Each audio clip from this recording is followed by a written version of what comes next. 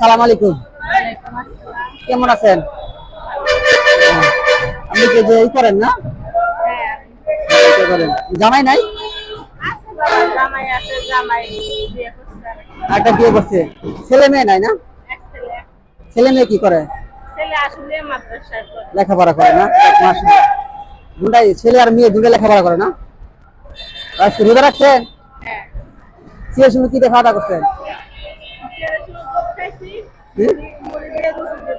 মুড়ি আর রুটি খাইছেন। এদিকে আমার দিকে তাকান। আপনি কি কাপড় কিনতেন? হ্যাঁ? না ছেলে কমিস কিনতেন? কাপড় কিনতেন? কত ঝামেলা হয়। তাহলে কাপড় দিতে তাহলে আপনি কারে দিবেন? নাম্মা আছে? দেখ মাশাআল্লাহ, যে আপনাকে একটা কাপড় পেয়ে গেলে দিয়ে দিই।